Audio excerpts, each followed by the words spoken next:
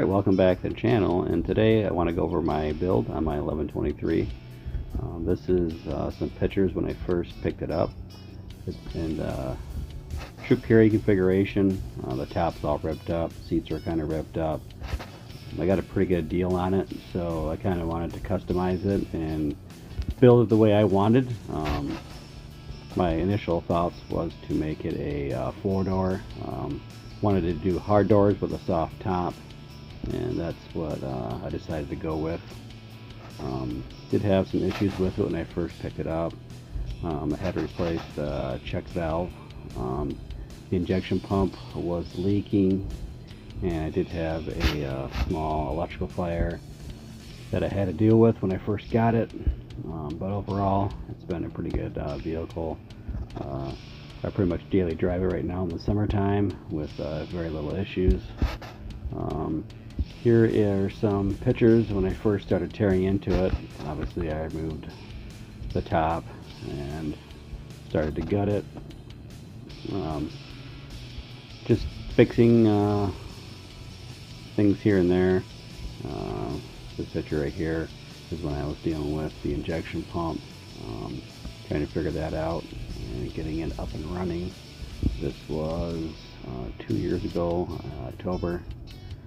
Again, once I got it all running, I did have electrical fire, so I did have that setback. Took me probably 3 or 4 days to go for the wiring, and then I did order some aluminum doors. Those came in. I got those installed. Overall, pretty good quality. Not exactly what I wanted, but that was the most affordable option at the time. I did do a final top.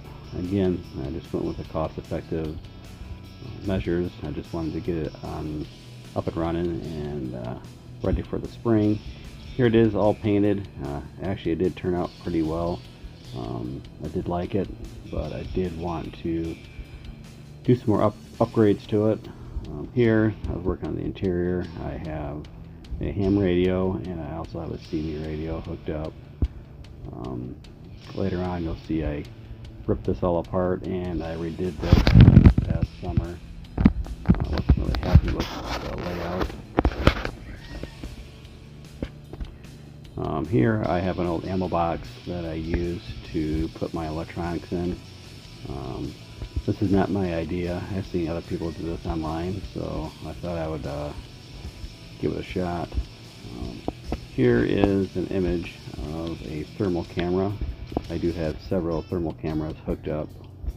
One is stationary, and one is a FLIR that you can actually control with a joystick. One cool thing about that, the thermal camera is each individual actually has their own monitor, so they can see what's going on with the thermal camera, so they can shut all the lights off and drive just with thermal. I did add a backup camera, as you can see right there. And once I hooked up my IVIS-Tech light system and my thermal camera, I had a huge mess of wires. Needed to find a better solution, so I did tear that apart and redo it. Here is a picture of the camera, thermal camera on the right, and the IVIS-Tech light system on the left. That's white light and IR light. Both units actually are controllable with joysticks that are located in the cab. Here, this is when I added the armored top.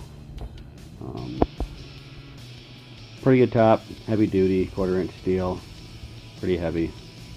And this is what I did this past summer. I redid all the wiring, tried to make things as clean as I possibly could. And then I upgraded to the X door. These are the Kevlar doors. These have the supplemental armor on it, and I do have the 3/8 armor glass in 3 of the windows, and the 5/8 in 1 of the other windows. I do have the 5/8, which I'm going to upgrade. I did also go with the 5/8 armored glass up front as well. My intentions right now is to make this a level 3A bulletproof vehicle, which would stop pretty much all handgun rounds up to 44 Magnum.